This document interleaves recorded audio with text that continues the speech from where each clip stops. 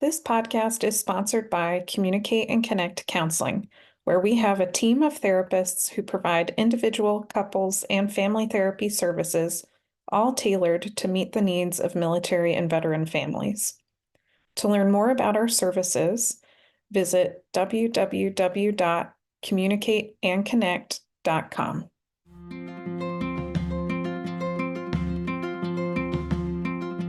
Welcome to the Communicate and Connect podcast for military relationships with your host, Elizabeth Polinsky, a military marriage counselor.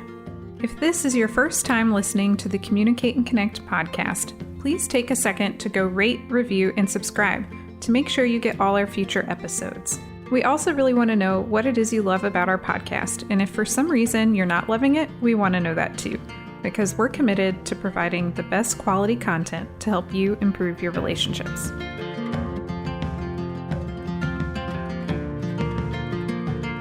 This is episode 9 on common relationship problems.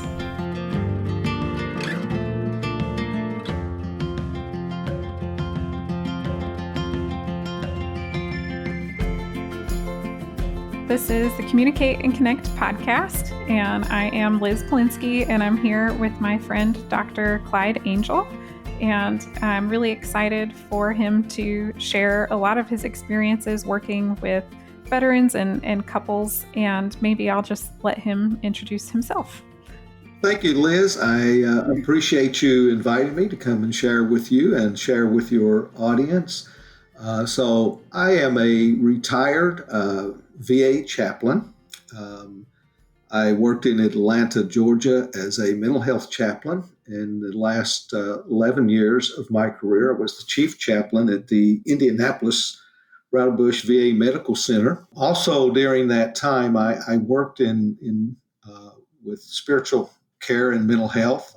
I also was a national coordinator for a program called Warrior to Soulmate, which was a program for veteran couples to work on communications, etc. And then I also did individual counseling with both PTSD, spirituality, and also working with couples individually, and particularly couples where the veteran had experienced combat trauma and was diagnosed with post-traumatic stress syndrome. So that has been a very rewarding last part of my career before retiring from the VA last June. Yeah, you have told me about your career experience before, but even just hearing it again, I'm like really impressed with all of the types of different experiences that you have gotten to have.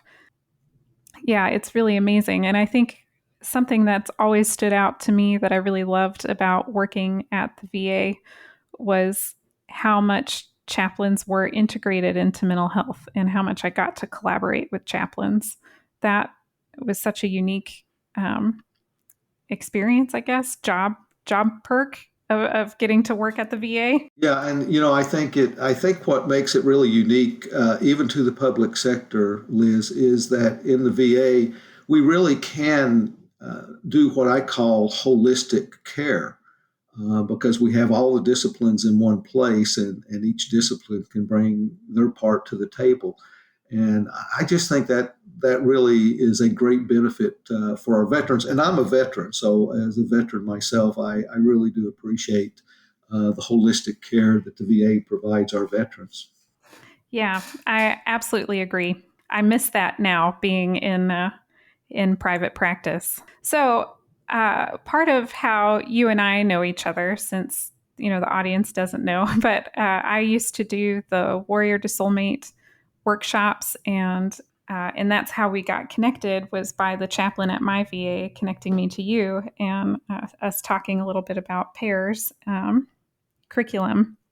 And so you have had a lot of experience, a lot of different types of experience integrating spirituality and mental health care. And I think you're also a licensed professional counselor also, right? That's correct. Uh-huh.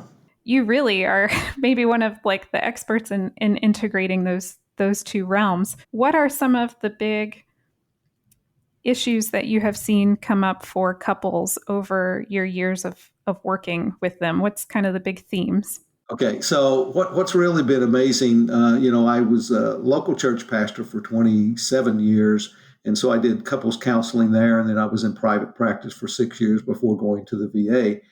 And it's really been the same with couples all the way across the spectrum. And if I said that there were three broad categories that always come up when I'm working with couples, it is communications, sex, and money. Not to say there's not other issues that come in like parenting and so forth. There's smaller issues that may come, but those three, when I ask couples, tell me what's going on, those three usually get mentioned. So it's been interesting that kind of, and then communications. What I really come, Liz, to really narrow it down to, it really does come down to communications. I think when couples come in for counseling, they'll bring a lot of different issues.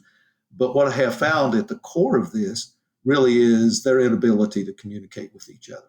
Yeah. What do you think are some of those blocks to communication? Well, I think one of them is, there's a concept that I learned about that really became the center of the work I did with couples and still would do with couples. And it's a concept called bonding. And bonding is a combination of emotional openness and physical closeness with another person.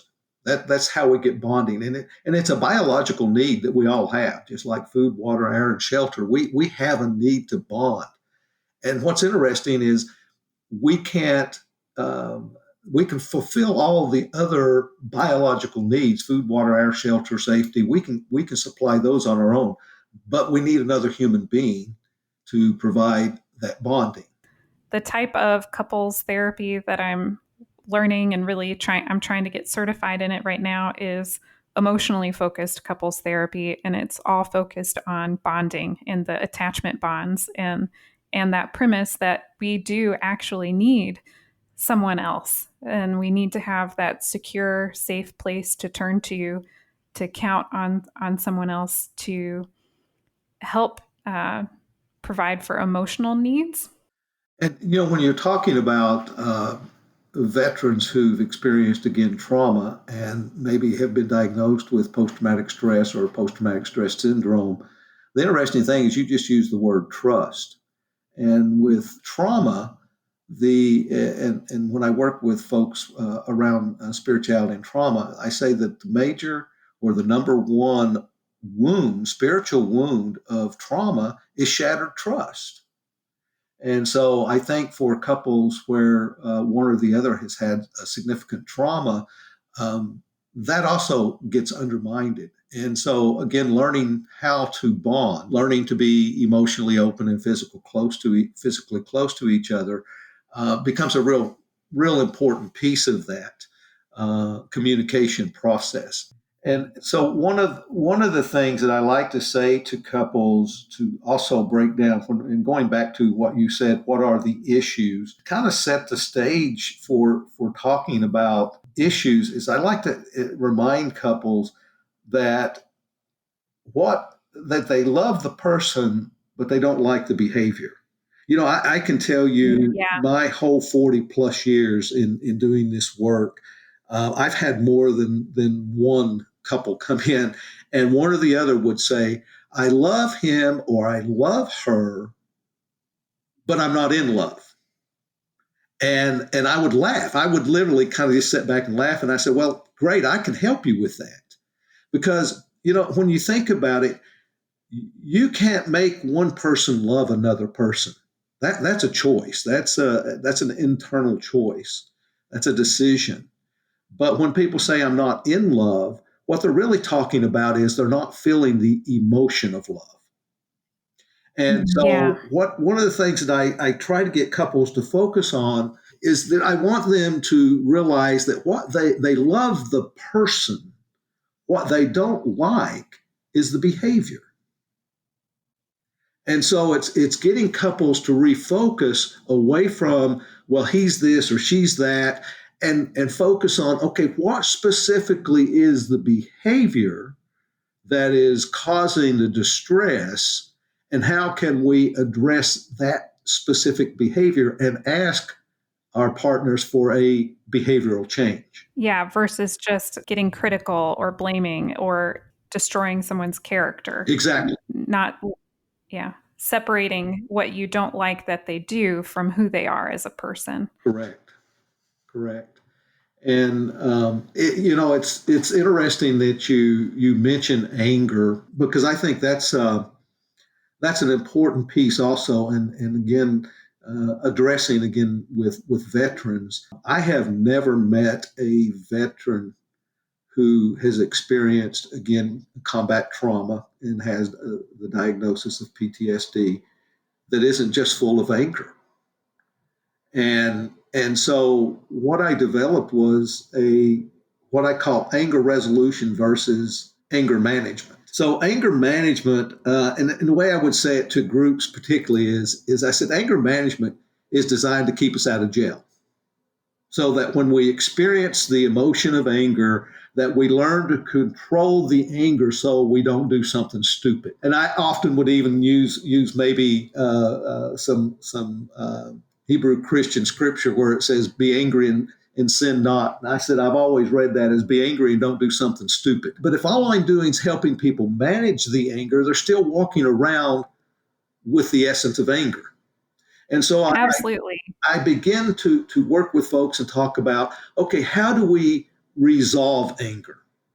And so the process of anger resolution is really getting down to two questions. Why am I angry and what am I feeling? And so treating anger as a secondary emotion. So what I mean by that is the primary emotion that triggers anger. We don't just sit and get angry. There's something that drives the anger. Okay? So if you think about this a minute, so why am I angry? What am I feeling? So why am I angry? People can answer that quickly. I was angry because someone pulled out in front of me on my way here today, or I'm angry because I got cut off in line, or I'm angry because someone hung the phone up on me. So the why. Yeah. In my case, yeah. In my case, it's I get angry because my husband doesn't do the dishes. Okay, so and that's a behavior. Well, I'm angry because he didn't do the dishes. That's a behavior. So that triggers the anger. But then where I have to really work with folks is to say, okay, you're angry because your husband doesn't wash the dishes. What are you feeling? So, in other words, what's the feeling that you have that's underneath the anger itself? Have you ever thought about that? Yes, yeah. And I think I use this example of the dishes because it's maybe comical between my husband and I. It comes up frequently, but when he doesn't do the dishes, I end up feeling like he doesn't care. Okay, right. So you feel hurt or feel that he doesn't care about you. He doesn't care about your needs or concerns or so forth. And so if we can get underneath, now I can communicate. If I just say, well, I'm angry because you didn't wash the dishes, that creates conflict and there's no resolution. But if I can sit down with my partner and say, when you don't wash the dishes, I feel like, now we're back to feeling, I feel like you don't care about me. So you see the difference there. And so with angers, what we have to do is we have to figure out what the emotion is driving it. And then the emotion underneath the anger. And so it may be fear, or it may be, and with veterans, a lot of times it's betrayal or disrespect. And then what I have them do and this is all part of the resolution, is then to go back and I'll say, when's the earliest time you felt betrayed? Or when's the earliest time you felt disrespected? And Liz, it's really amazing. Almost every person I take through this exercise will go back to early childhood. Tell me your first memory, far back as you can remember. I even had a therapist who worked with me one time, was sitting in the group, and he says, second grade. And I looked over at him and I said, share more. And he shared a very vivid experience with his second grade teacher where he felt disrespected. And so what I do is I get people to go, okay, that's the first time that you really had a deep emotion that you tied to anger around disrespect. Now let's go forward. What's the next event in your life where you felt significantly disrespected. So what you're helping people do is identify events where they've been wounded. And so the real work comes later in the forgiveness, because if we can mark those major wounds in our life, they become the fertile ground for us to go back and work on forgiving those moments. Yeah, that makes a lot of sense. So if I were to kind of summarize, we're talking about finding the emotion that's underneath the anger Mm-hmm. and changing the conversation to where that's what we're talking about, the feelings underneath the anger, and not so much like in the case of the dishes, the conversation is no longer about the dishes. It's about feelings of betrayal or the deeper emotions. Right. Or not caring. Mhm. So your partner may not realize the feelings that you have because he doesn't wash the dishes. But once he hears how it makes you feel and what it may connect to in your life, right? Yes, the other times that came up for me. Right. He may be more motivated then to hear that request, and he may react differently when it comes the next time to wash the dishes because he's got a different, deeper understanding. That's the That hope for sure. See, that's the bonding. That's the emotional. So if one person is going to be emotionally open, the other person has to be willing to listen with empathy, listen to really understand.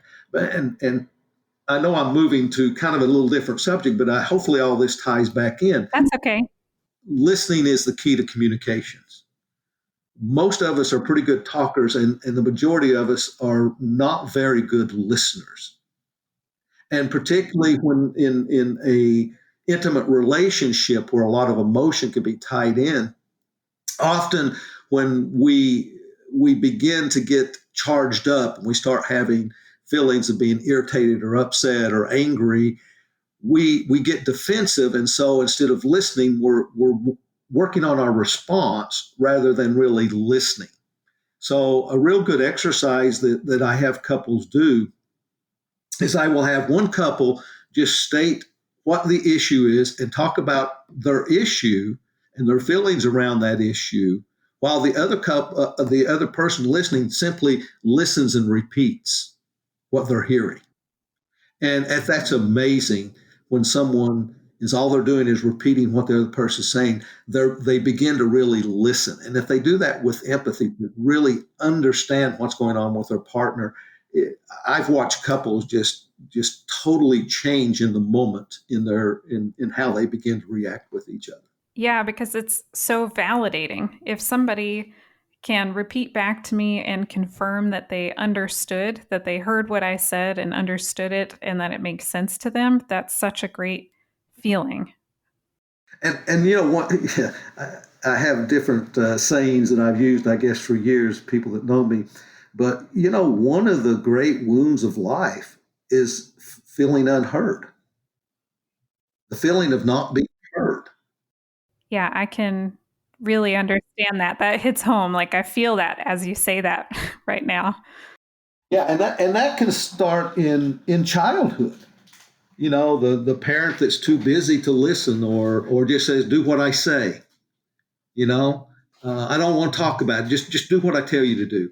Well, when a parent makes that kind of response to a child, basically they're saying, "Whatever you're saying, I'm not interested in."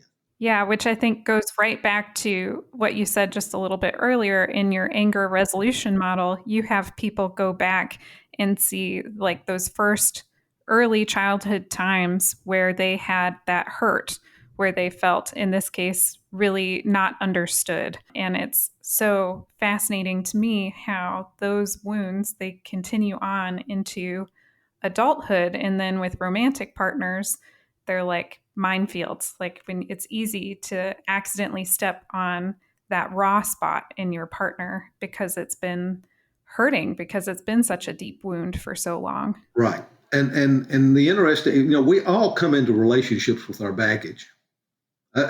We all do, because we all have baggage, right? Yes. From childhood, from other relationships, not just intimate relationships, but friendships and colleagues and peers. I mean, we all just have our baggage and the things that we internally have reacted to over time.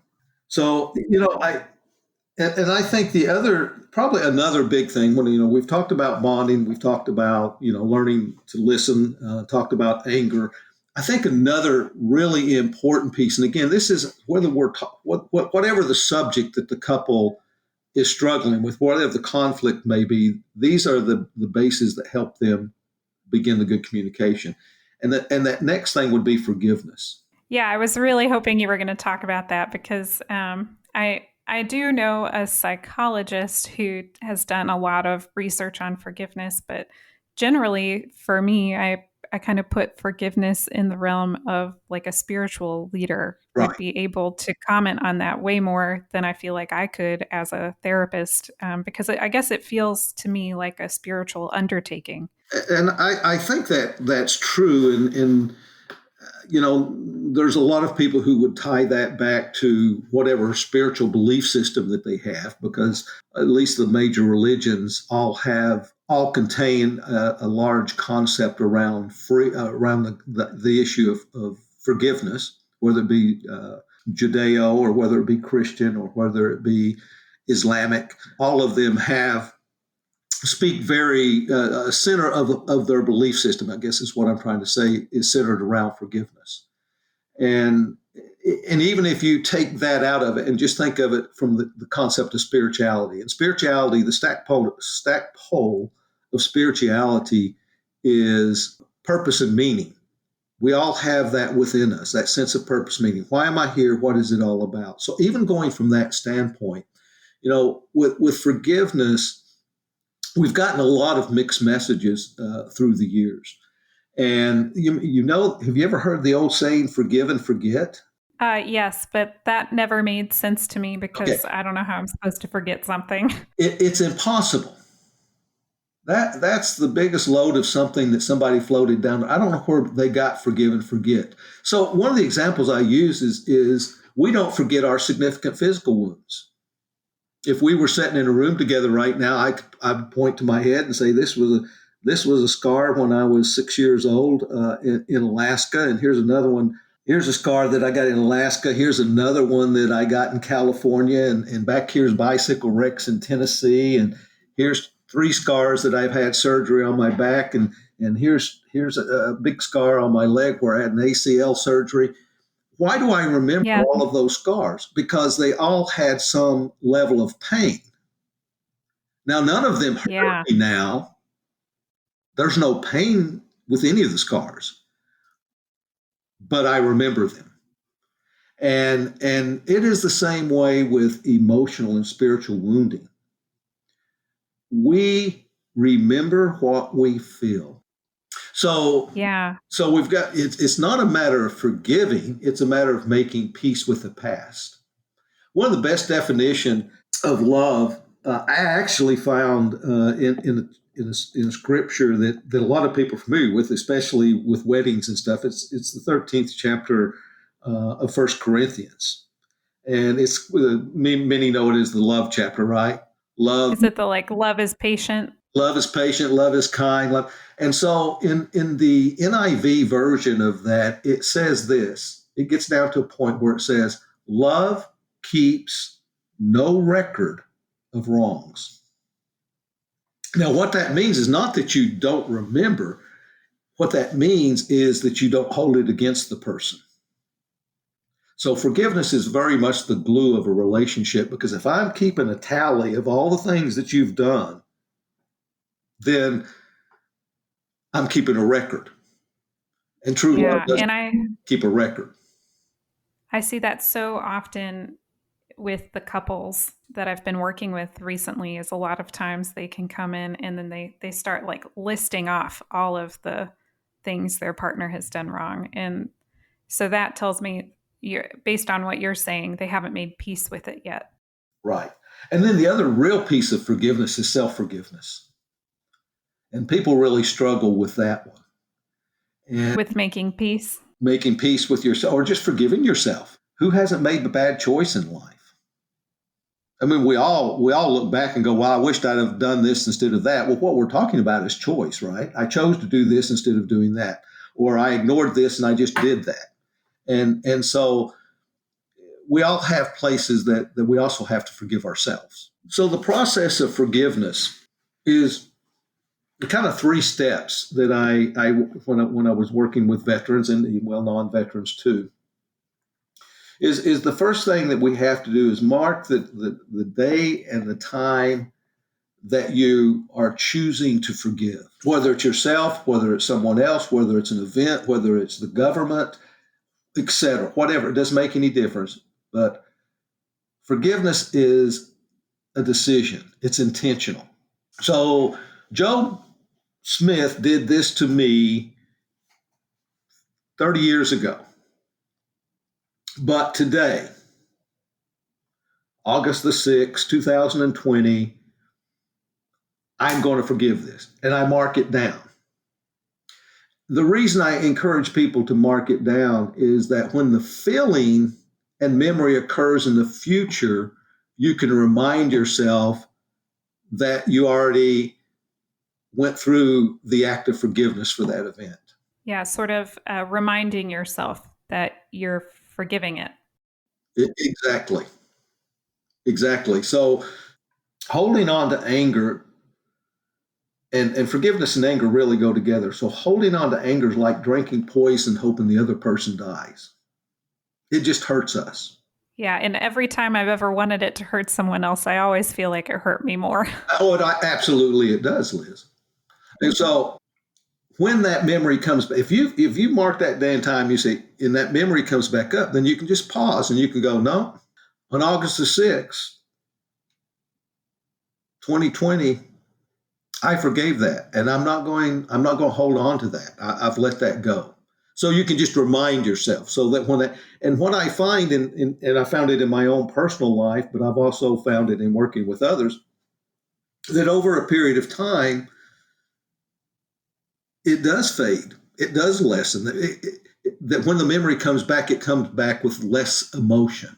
Now, if the memory or the event continues to elicit angry feelings, then you may need to reinvestigate and go deeper because there may be something else hooked to that. One of the great examples that I have of that is having dealt with women who have experienced their father committing sexual acts against them. I can remember on several occasions that maybe the person, she came to a point where she said, you know what, I forgive my father, but I'm still angry.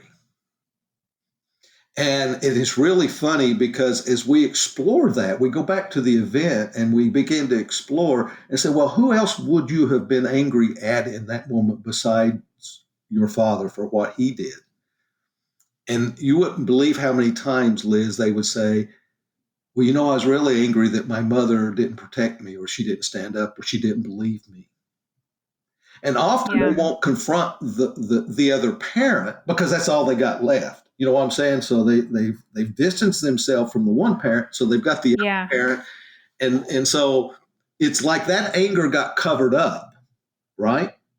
Because the focus was toward the perpetrator. But once they forgave the perpetrator, then what rose up was the next person in that moment that they either maybe felt betrayed by. Mom wasn't there. She didn't protect me, and so I felt betrayed.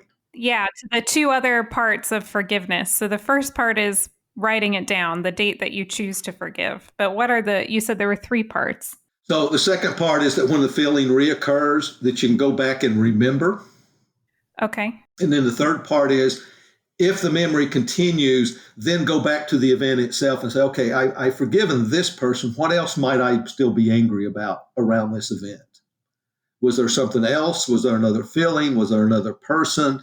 What else have I really dug as deep as I need to dig around that specific event?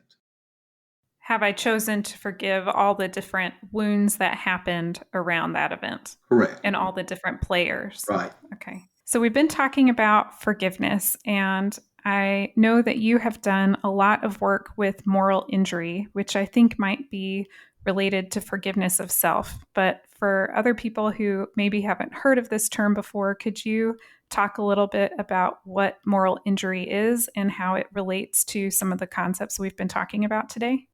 Sure. So when you talk about moral, or I call it spiritual injury, and so the real injury comes around. I believe that part of who we are, the biopsychosocial, spiritual.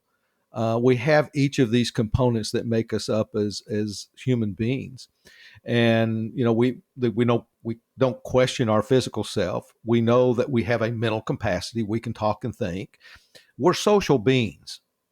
No one crawled out from under a rock. We're all born into a community of family. Now, how we live out our sense of being social, I can be a very gregarious person that goes and likes to be with people all the time, except for in a pandemic. Yeah. Or I can live on a mountain and only come down for supplies twice a year, but I'm still a social person. That's how I've chose to live out my sense of being social. So I think the same thing is spiritual. We all have a spiritual component, whether I'm a believer and I believe in God, or whether I'm an atheist or an agnostic. It doesn't make any difference. We still have that spiritual component, which I talked about a little bit earlier, is meaning and purpose. Why am I here? What is it all about? That's one aspect of spirituality. The other aspect of spirituality is then, how do I connect? How do I connect to my own sense of self? How do I connect to others around me? How do I connect to the world as a whole? So, meaning, purpose, and connection. So, our spiritual formation begins in childhood. We start getting moral codes and beliefs from our parents at a very early age. Then we go off to school and we begin to get that from teachers and our peers. And then when we hit that kind of what I call the magical age, where we move from pre-adolescence to adolescence, we move from concrete thinking to abstract thinking. And that's when it really hits in gear. So we start making our own spiritual beliefs. Some things we may, if we were raised in a religious family, we may take some of that with us. Again, we start interacting with friends and colleagues. We may start listening to the news and different events. And so all of this creates what I would call our spiritual formation. And with trauma, what happens is that the trauma shatters that spiritual formation. And again, what I said earlier was the signature wound is that trust. But also what there is a woundedness.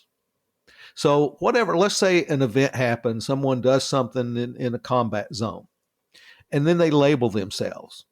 I was a coward, or I was a murderer. Whatever label, they put the label on it. That's the first level of spiritual wounding.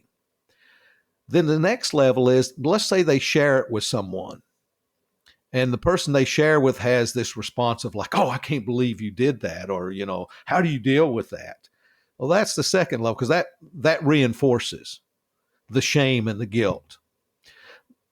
The third level of wounding, then it goes from, I think I'm bad, to, or I feel bad, to I think I'm bad, which is the third level. I think maybe I am a murderer. I think I am a coward. Or I think whatever that is. Then it moves to that fourth level of wounding. And it's a slight shift. And it shifts where I feel and I think to I am. And I am is the core of who we are. I am a coward. I am a murderer. I'm lost. I can't be connected to anything, myself or God or anything else. So that's where self-forgiveness really begins to play the role. And again, I do come from this, I come from a spiritual background. I do believe in God. And so one of the things of self-forgiveness that I tell people is, I use the example because most of our veterans have children. And I'll ask them the question, what could your child do that you would say, I don't forgive you, I don't love you anymore? And you know what the response is? I'm hoping that it's nothing. Nothing. I think I've had one veteran who brought up something silly, but yeah, it's always, well, nothing, chaplain. And I said, and we as humans don't even begin to understand love. God is love. And so if God can forgive, who are we not to forgive ourselves? If God has forgiven us, then who are we not to forgive ourselves?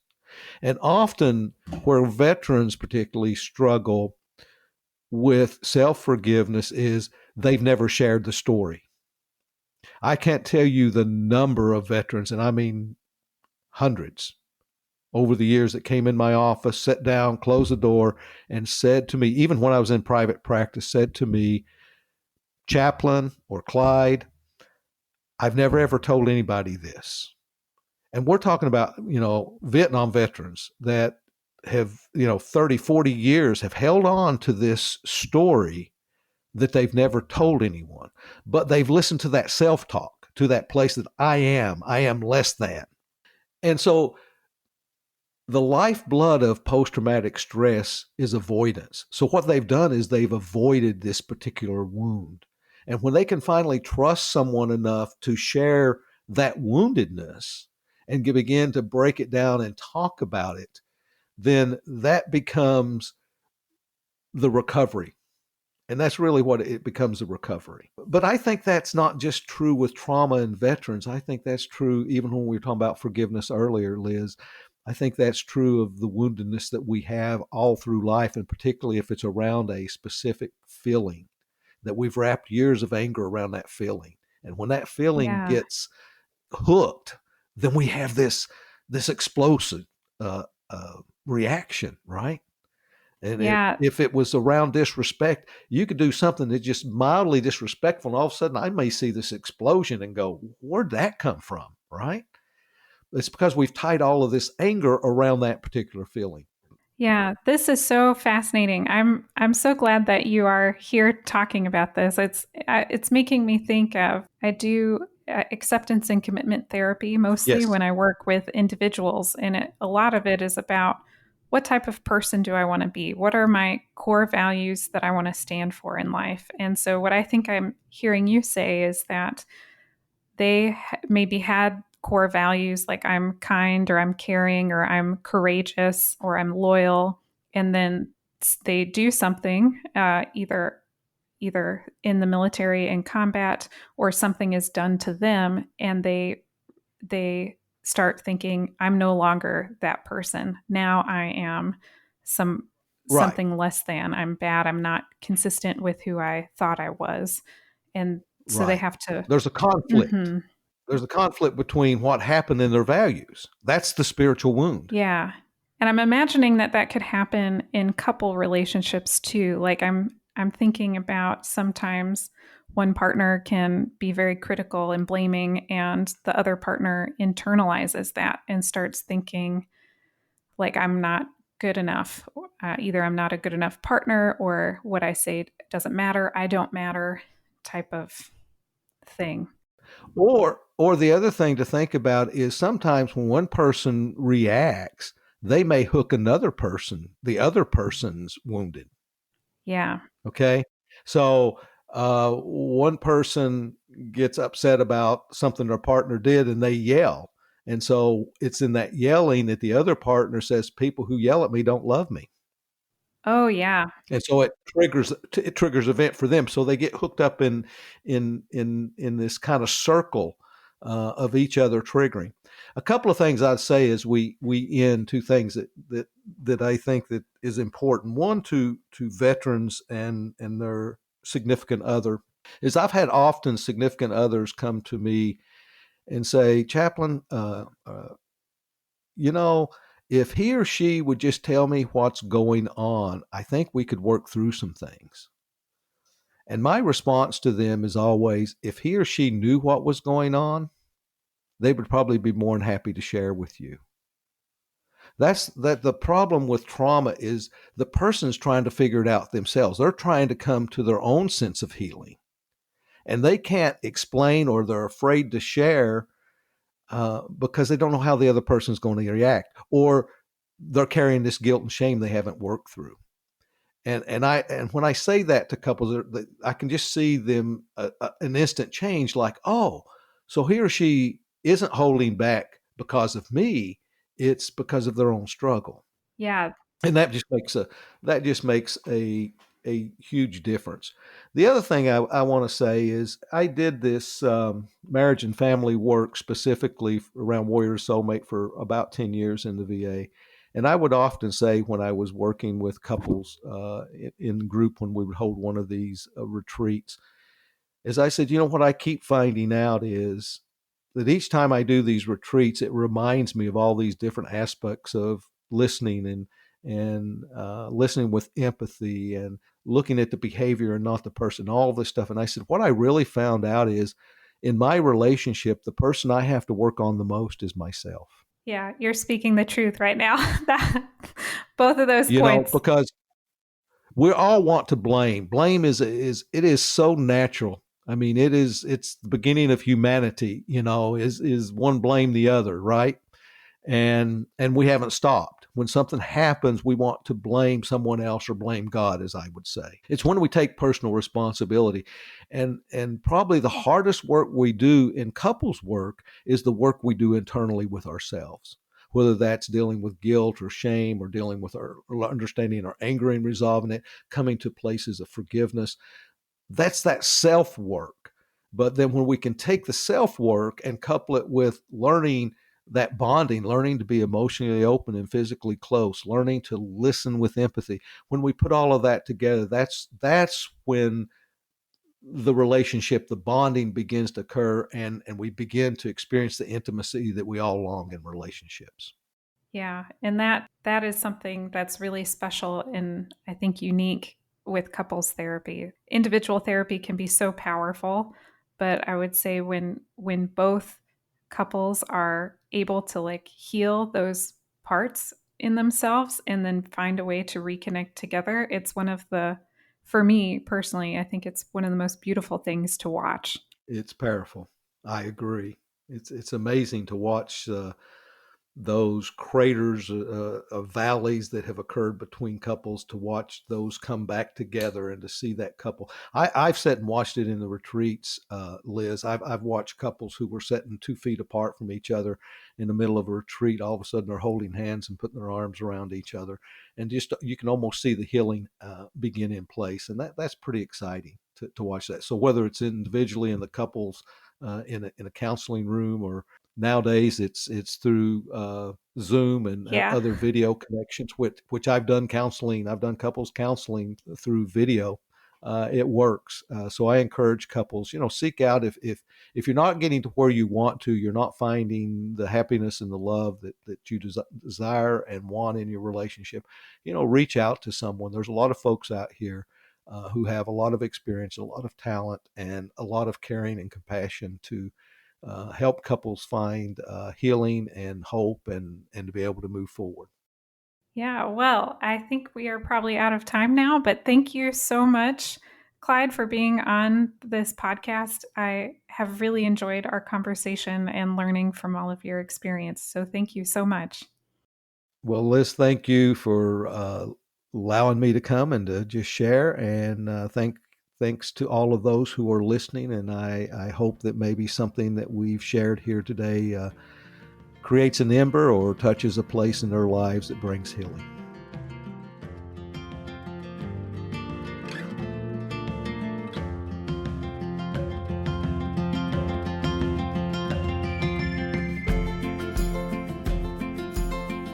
I hope you enjoyed today's episode. If so, please take a second to go rate, review, and subscribe so you get all of our future episodes. Make sure to check out the show notes to sign up for our free 10-week relationship email course. This email course is really designed for people who are maybe having trouble with communication or connection in their relationship, and helping them develop some quick wins right away to start improving it.